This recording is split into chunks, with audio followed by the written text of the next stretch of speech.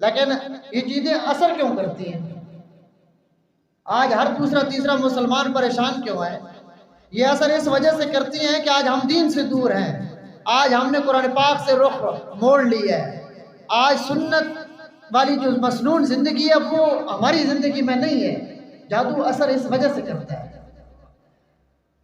جادو کرنے والا جادوگر ہر قسم کی نحوست گندگی میں رہ کے وہ جادو سیکھتا ہے اور اسے اس طرح رہنا ہوتا ہے۔ میں سن رہا تھا ایک ڈاکٹر صاحب ہے پنڈی کے، وہ بہت بڑے ہسپتال میں ہیں، وہ تو کہتے ہیں کہ ایک بندے کو لایا گیا اور ہم حیران تھے کہ اس کے اندر سے کیڑے نہیں ختم ہو رہے تھے، اور وہ کہتے ہیں کہ میری عادت ہے کہ میں ہسپتال میں نے اوپر اس طرح جس طرح لگی ہوئی سپیکر لگوا رکھے ہیں، تو میں کا ہسپتال میں جو ایمرجنسی کے مریض ہوتے ہیں خاص طور پہ وہاں پہ میں سورہ رحمان کی تلاوت لگواتا ہوں صبح شام۔ میں تلاوت لگواتا تھا سورہ رحمان کی کہ اس بندے کے منہ سے اس کے ناک سے کیڑے اس طرح بہتے تھے جس طرح پانی بہتا ہے۔ یہ بتائیں جادوگروں کو جا کے کہ کھیل لو لوگوں کی زندگیوں سے، تباہ کر لو معصوم زندگیوں کو، اجاڑ لو لوگوں کے کاروبار، لیکن تمہارا حشر اس طرح ہوگا۔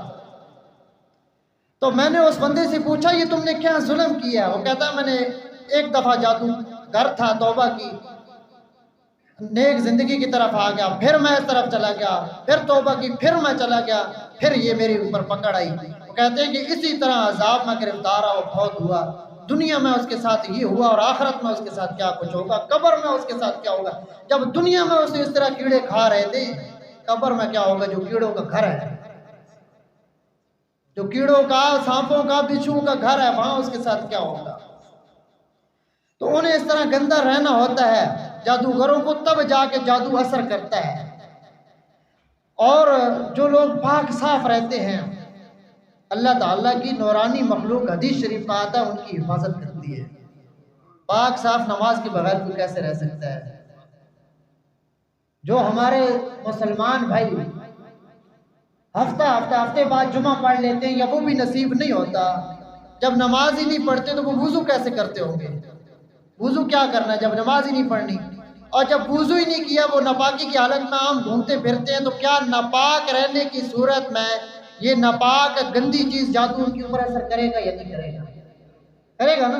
اس لیے اگر آپ چاہتے ہیں کہ آپ جادو سے بچیں تو آپ نماز کی طرف آ جائیں، آپ قرآن پاک کی تلاوت کی طرف آ جائیں، آپ قرآن پاک سے جادو کا علاج لیں، بجائے اس کے کہ در بدر کی ٹھوکریں کھائیں اور جو جمع پونجی بچی ہوئی ہے وہ بھی آپ کے ہاتھ سے نکل جائے۔ وہ ایسی ہی رہا، کاروبار بنی ہوئی ہے، پھر بات کرتے ہیں تو لوگ محسوس کر جاتے ہیں دکانیں بنی ہوئی ہیں، کاروبار۔ اور ہماری عوام کی سادہ، کتنی یہ سادگی میں کہوں یا میں کیا کہوں، کیا بولوں، جو جتنا ناپاک ہوگا، جس کے پاؤں میں، ناک میں، کان میں مرکیاں، کڑے، ناپاک گندے کپڑے، واہ جی واہ، پہنچی ہوئی سرکار ہے، یہ اللہ والے ہیں۔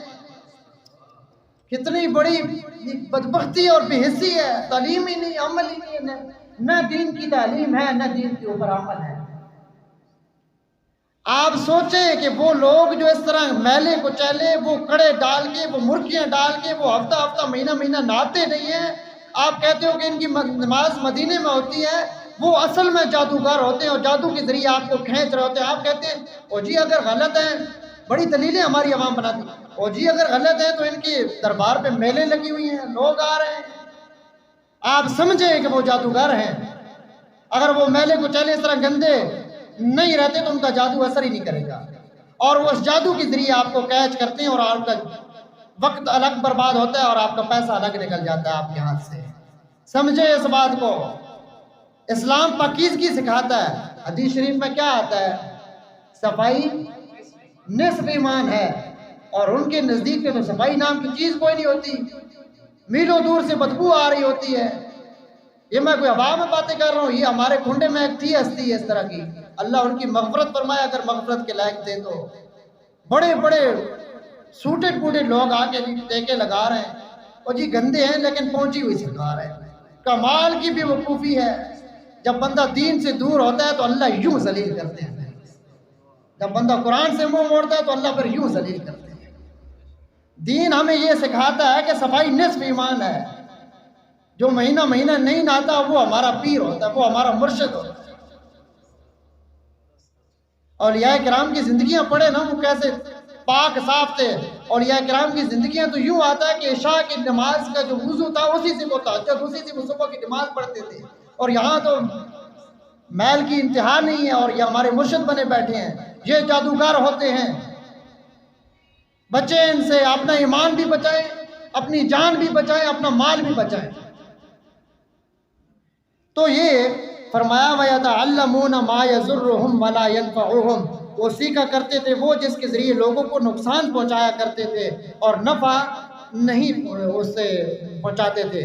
جو نفع والی چیز تھی وہ حاصل نہیں کرتے تھے، جو نقصان والی تھی وہ حاصل کرتے تھے. فرمایا وَلَقَدْ عَلِمُوا لَمَنِ اشْتَرَاهُ مَا لَهُ فِي الْآخِرَةِ مِنْ خَلَاقٍ، اور البتہ تحقیق وہ جانتے تھے اس بات کو، یہ جو خریدار بن رہے ہیں نا جادو کے، ان فرشتوں سے کچھ سیکھا، کچھ شیاطین سے سیکھا، تو مَا لَهُ فِي الْآخِرَةِ مِنْ خَلَاقٍ. پھر ہمارے لوگ کہتے ہیں کیا کیے، جادو ہی تو کیے. مَا لَهُ فِي الْآخِرَةِ مِنْ خَلَاقٍ، اللہ فرماتے ہیں یہودی اور شیاطین جو جادو سیکھتے تھے انہیں بھی اس بات کا پتہ تھا کہ مَا لَهُ فِي الْآخِرَةِ مِنْ خَلَاقٍ، آخرت میں ان کا کوئی حصہ نہیں ہے، وہ جہنمی ہے. اور آگے فرمایا وَلَبِئْسَ مَا شَرَوْا بِهِ أَنفُسَهُمْ، اللہ تعالیٰ فرماتے ہیں کہ بہت ہی برا ہے وہ جس کے بدلے میں انہوں نے اپنی جانوں کو بیچ ڈالا، اپنی جان داؤ پہ لگا دی جادو سیکھ کر کے اور لوگوں کی زندگیوں کو تباہ کر کے. فرمایا لَوْ كَانُوا يَعْلَمُونَ، کاش کہ وہ اس بات کو سمجھ لیتے کہ ہم جو کر رہے ہیں اس کی وجہ سے ہم دائرہ اسلام سے نکل چکے ہیں، اور ہم جو کر رہے ہیں اس کی وجہ سے ہم جہنمی لے کے جا چکے ہیں، ہماری آخرت برباد ہو رہی ہے.